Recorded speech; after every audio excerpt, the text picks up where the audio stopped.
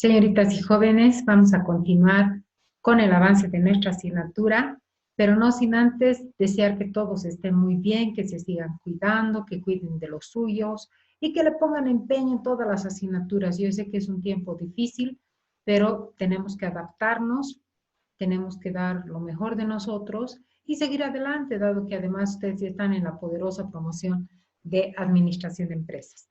Hoy vamos a ver el tema referido a la duración del contrato de trabajo. La duración del contrato de trabajo implica el nacimiento de diversos derechos laborales y, si fuera el caso, por supuesto, los beneficios sociales. De acuerdo a la duración del contrato de trabajo, es que se va pagando, por ejemplo, el bono de antigüedad que hemos visto antes, que se paga a partir del segundo año de trabajo, y a partir también de los 3 meses de trabajo adelante se paga el aguinaldo, se paga el bono de producción, prima de utilidades, que vamos a ver en los siguientes temas. Por hoy comencemos señalando que de acuerdo a lo que definía la Ley General del Trabajo en el artículo 12, existen 3 tipos de contrato de trabajo: el contrato por tiempo indefinido, a plazo fijo y por obra o servicio. El contrato por tiempo indefinido es aquel en el que no se conoce la fecha cierta y clara en que va a terminar el contrato, es decir, que es por un tiempo indeterminado. Este tipo de contrato por tiempo indefinido constituye la regla, de modo que si no se ha establecido por escrito que se trata de un contrato a plazo fijo, la ley presume, es decir, la ley supone que se trata de un contrato de trabajo por tiempo indefinido, de acuerdo a lo señalado en el artículo 182 del Código Procesal del Trabajo y a través del Decreto Ley 16.187 del 16 de febrero de 1979, ambas normas plenamente vigentes a hoy. El contrato de trabajo a plazo fijo, en cambio, es aquel que se conoce desde el primer día en qué fecha exacta va a terminar. Se conoce con exactitud la fecha de vigencia, el tiempo que se va a mantener la relación de trabajo desde el primer día y se conoce cuándo exactamente va a terminar. Por eso es que, de acuerdo a lo señalado por el mencionado Decreto Ley 16.187, se establece una obligatoriedad de que el contrato a plazo fijo sea celebrado por escrito. ¿Por qué? Porque se tiene que probar que es un contrato por un tiempo señalado, por un tiempo determinado.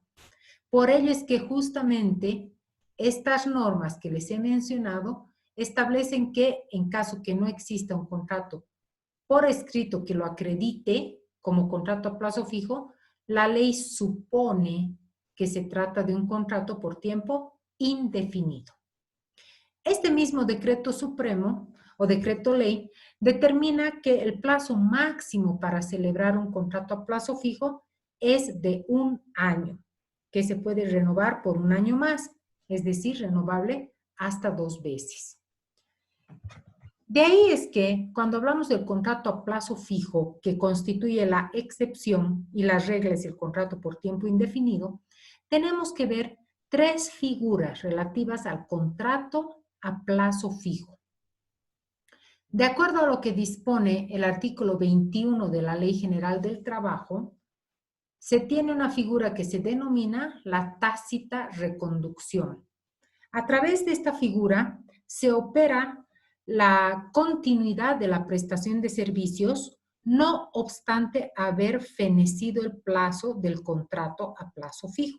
Es decir que, supongamos que se ha celebrado un contrato a plazo fijo por 6 meses, que terminan el día de hoy, pero mañana se presenta a trabajar el trabajador y el empleador no tiene ningún inconveniente al respecto. Es decir que, en realidad, no es en forma expresa que se está ampliando la vigencia del contrato, sino en forma tácita. Tácita significa sobreentendida. De modo que continúa la prestación de servicios, no obstante que ha terminado el plazo del contrato a plazo fijo.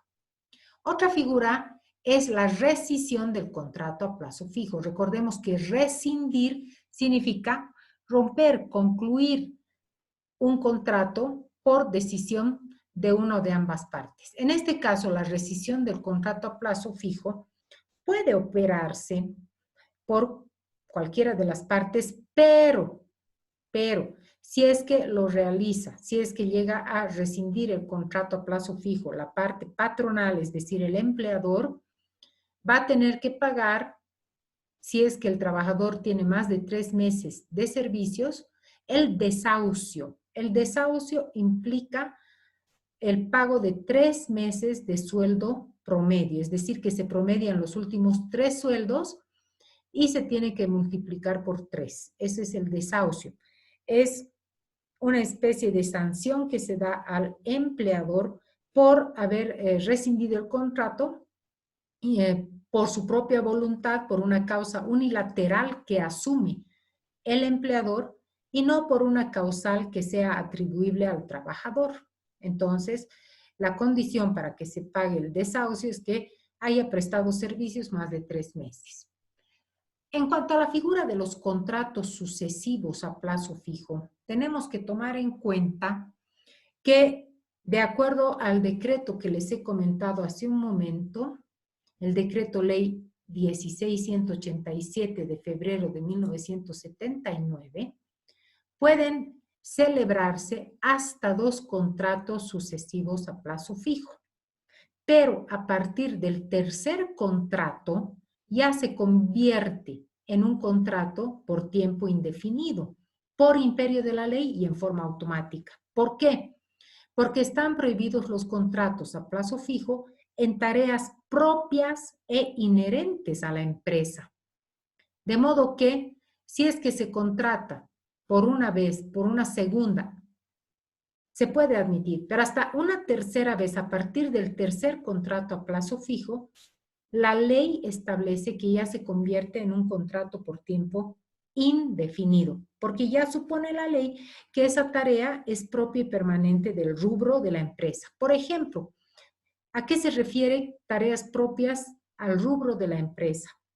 Si tengo, por ejemplo, una fábrica, los operadores de las máquinas, de los equipos, se supone que son permanentes, porque necesito operadores para que la fábrica funcione. Entonces, lo que realizan, la prestación del servicio de los operadores, se trata de tareas propias y permanentes del rubro de la empresa. Si tengo un negocio, una tienda, necesito personas que puedan vender. Los vendedores en un comercio, en una tienda, también cumplen un servicio que constituye una tarea propia y permanente del rubro. ¿De acuerdo? Entonces, de esa manera se puede identificar cuáles son las actividades que se consideran, de acuerdo a ley, propias y permanentes del rubro de la actividad que se trate. Entonces, queda claro que, primero, no se permiten contratos a plazo fijo en tareas propias y permanentes del rubro de la empresa. Y segundo, se pueden celebrar hasta 2 contratos de trabajo a plazo fijo en forma sucesiva. Pero a partir del tercer contrato a plazo fijo, la ley dispone que se trata de un contrato por tiempo indefinido y así lo convierte en forma automática. Aunque debo decirles, señoritas y jóvenes, en los hechos, hay muchos casos en los que se celebran contratos a plazo fijo en forma sucesiva y ya son 5 o 6 contratos a plazo fijo. Esa es una realidad. Más adelante, cuando lleguemos al tema del cálculo del finiquito, vamos a hablar de qué manera se computa la continuidad o es que se interrumpe la continuidad entre contrato y contrato. De acuerdo a norma, va a existir continuidad desde el primer día de trabajo, aun cuando haya una interrupción entre contrato y contrato, si es que esa interrupción es hasta 90 días calendario. ¿De acuerdo? Entonces eso vamos a ver más adelante con un cuadrito que les he preparado para que quede claro. Desde otra óptica también tenemos el contrato de trabajo por temporada, que es aquel que se realiza en determinado periodo del año Por ejemplo, cuando se habla de la recolección de castaña, son contratos que se realizan de acuerdo a cierta actividad que se cumple en determinada época del año. El contrato eventual es aquel que se realiza en tareas que no son propias de la empresa y que se requieren alguna vez por alguna necesidad específica. El periodo de prueba es aquel tiempo durante el cual ambas partes de la relación de trabajo constatan y verifican las condiciones de la prestación de servicio y las condiciones de la empresa, dependiendo si se trata del empleador o del trabajador. En Bolivia, el periodo de prueba está comprendido en 90 días o 3 meses, durante los cuales puede rescindirse o romperse el contrato de trabajo sin generar la carga social de pagar beneficios sociales, justamente porque es un periodo de prueba. Ahora quiero que distingamos dos figuras muy importantes cuando se trata de la duración del contrato de trabajo. Una figura es la suspensión del contrato de trabajo y otra es la extinción del contrato de trabajo. Por eso es que aquí les pongo como aclaración muy importante.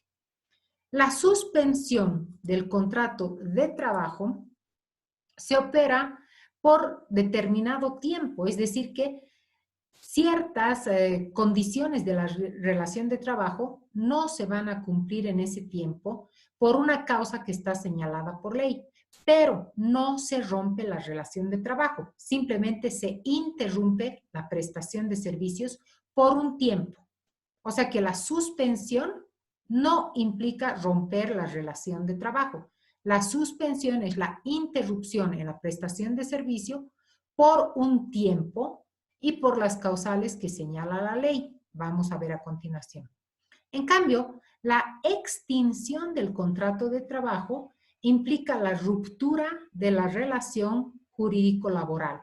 Es decir, que en la extinción se rompe la relación de trabajo y da lugar al pago de beneficios sociales. Por ahora, veamos cuáles son las causales de la suspensión del contrato de trabajo. Tenemos, de acuerdo a ley, la enfermedad, el descanso pre- y postnatal, la vacación, la licencia, las causas ajenas al trabajador, el servicio militar, la huelga o el lockout, que significa el paro patronal, declarados legales, y otros que la ley autoriza. Vamos a desarrollar. La primera causal de suspensión del contrato de trabajo es la enfermedad. Ojalá todos pudiéramos estar libres de enfermedades. Pero bueno, a veces incluso vienen enfermedades como hasta una gripe muy fuerte, un resfrío muy fuerte, que impiden verdaderamente la prestación de servicio. Entonces, la ley determina que cuando se trata de la condición de salud del trabajador, en las empresas que tengan un médico que está trabajando en la misma empresa como médico de la entidad, puede dar baja médica hasta 3 días.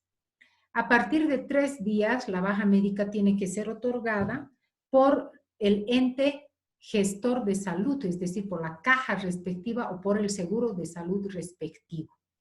¿Y hasta cuánto puede durar una baja médica?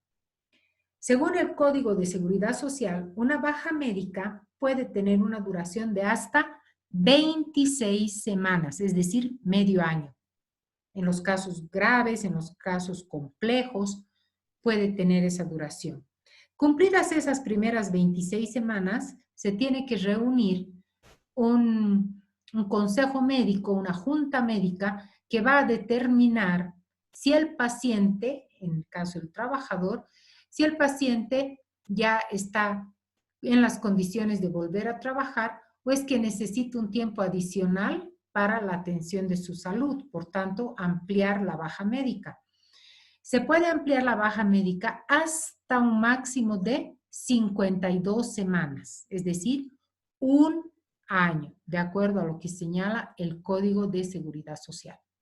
¿Qué pasa en el caso en que un trabajador esté con baja médica hasta 52 semanas? Hay casos complejos, enfermedades muy difíciles, A veces son enfermedades ya en condición de terminal porque son tan graves que lo más probable es que la persona no recupere la salud a no ser que ocurra un milagro de Dios. Entonces, en el caso en que ya cumpla las 52 semanas, lo que puede hacer el trabajador, de acuerdo a sus condiciones de salud, si es que verdaderamente no está pudiendo recuperarla, puede tramitar su declaración de invalidez y dar lugar al pago de una renta. Es lo que muchos llaman jubilación por salud, que en realidad se denomina declaratoria de invalidez. Por otro lado, aquí tenemos un motivo que es verdaderamente un motivo feliz, que es el descanso pre y postnatal. En Bolivia se establece que la mujer trabajadora que esté encinta, que esté en estado de gestación, tiene derecho a un descanso de 45 días previos a la fecha probable de parto y 45 días después. Ya sea que se adelante o se retrase el nacimiento del bebé, porque los bebés son caprichosos, nacen cuando quieren. Entonces, ya sea que se adelante o se retrase, en total se suman los 90 días de descanso pre y postnatal, computables desde el primer día de descanso. También se opera la suspensión del contrato de trabajo porque no hay prestación de servicios efectivamente cuando el trabajador tiene derecho a la vacación. La vacación es una pausa que se realiza con objeto de que el trabajador recupere sus fuerzas físicas e intelectuales. Es un derecho que se ha consolidado a favor del trabajador. En Bolivia tenemos una escala vacacional. Les reitero, cuando el trabajador cumple 1 año y 1 día de trabajo, hasta 5 años de trabajo, tiene derecho a 15 días hábiles de vacación. Desde 5 años y 1 día hasta 10 años de trabajo, tiene derecho a 20 días hábiles de vacación. Y de 10 años y 1 día adelante, tiene derecho a 30 días hábiles de vacación. Por otro lado están las licencias.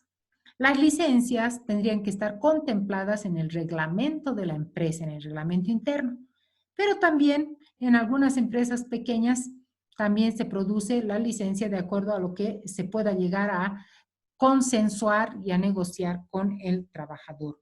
Las licencias en general se conceden de la siguiente manera. Puede ser una licencia con cargo a vacación, es decir, que le puede descontar, por ejemplo, 1 día porque tiene una extrema necesidad del trabajador para utilizar ese día. Entonces, si tiene derecho a la vacación, se le puede conceder licencia con cargo a vacación, pero ya tiene que tener ese derecho, ¿no? Entonces, le va a descontar de su vacación ese día. Después tenemos la licencia con goce de haberes, simplemente porque, de acuerdo al reglamento, el empleador le permite utilizar ese día.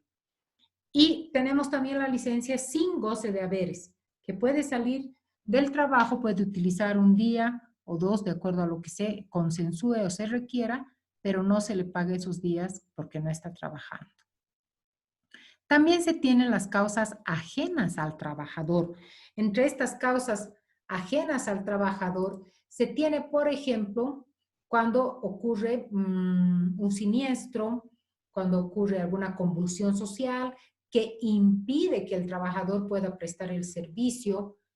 Pensemos en la pandemia y pensemos en la cuarentena, ¿no? Hay ciertos trabajos que no han interrumpido sus servicios. Es el caso del sector de salud, es el caso, por ejemplo, de los trabajadores bancarios, los militares, policías, aunque no están amparados por la Ley General del Trabajo porque tienen sus propias leyes orgánicas, policías y militares, pero no han interrumpido el trabajo.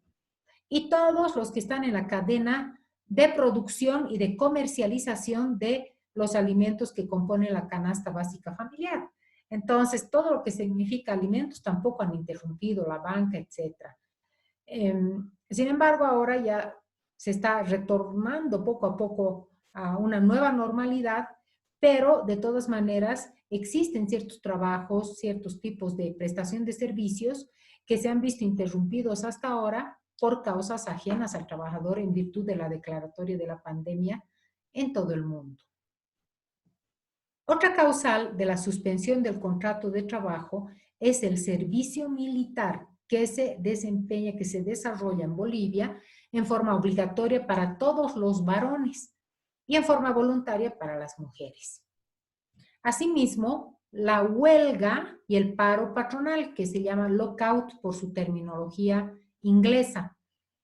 Siempre que la huelga y el paro patronal sean declarados legales, también constituyen una causal de suspensión del contrato de trabajo. Recordemos que para que una huelga y un lockout sean declarados legales, se tienen que pasar por 3 fases o 3 pasos. La primera fase es la negociación directa, donde tratan de ponerse de acuerdo entre ambas partes, el empleador y los trabajadores. Si hay sindicato, el empleador y el sindicato. La segunda fase se llega cuando no hay un entendimiento en la primera y se denomina conciliación. En la conciliación ya interviene el Ministerio de Trabajo con derecho a voz y voto. O sea que hay 3 partes en la conciliación: el empleador, los trabajadores y el Ministerio de Trabajo.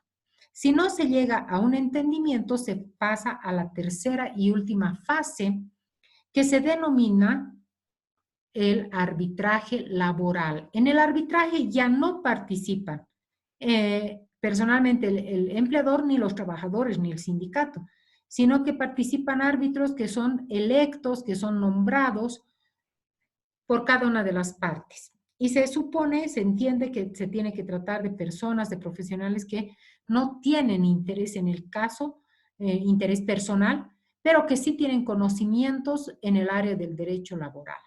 Y si no llegan a un acuerdo entre las 2 personas, los 2 árbitros, pues ahí sí se puede declarar legalmente la huelga o el lockout. Si llegan a un entendimiento, van a emitir lo que se denomina laudo arbitral, que es una sentencia, una resolución que tiene obligatoriedad de cumplimiento para ambas partes.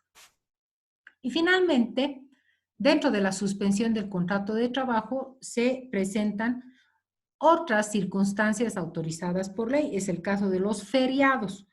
En los feriados no se presta el servicio en general, pero sí continúa la relación de trabajo, ¿no? Entre los efectos de la suspensión del contrato de trabajo se encuentran 3 puntos fundamentales. Primero, se conserva el cargo o el empleo. ¿Por qué? Porque la suspensión no constituye ruptura de la relación de trabajo.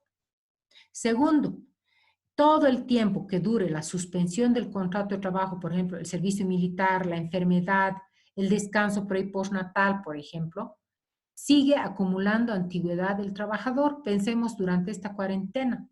No es que toda la cuarentena se va a descontar de la antigüedad del trabajador, sino que sigue corriendo su antigüedad. Y finalmente, sigue pagándose, sigue la remuneración, excepto en el caso del servicio militar. Para el servicio militar, nuestra ley determina que no corre el pago de los sueldos. Eso considerando seguramente el legislador de aquella época en que el conscripto tiene una manutención por parte del Estado, tiene techo, tiene alimentos. Sin embargo, no ha pensado el legislador que el conscripto también tiene familia y como no se rompe la relación de trabajo, en otras legislaciones se permite que aún en el caso de servicio militar se siga remunerando. Entonces, esa es la primera parte de este tema y vamos a quedar en la extinción del contrato de trabajo, que vamos a analizar en una próxima clase, porque aquí ya vamos a hablar de cada una de las causales que da lugar a que se rompa la relación de trabajo y tenemos que ver qué beneficios sociales se pagan en cada uno de esos casos. Por consiguiente, esta primera parte vamos a dejar ahí y la próxima vamos a ver todo lo relativo a la extinción del contrato de trabajo. Quiero desearles a todos que estén muy bien, que Dios los bendiga, cuídense mucho, cuiden a sus familias y reciban un abrazo muy grande todos ustedes.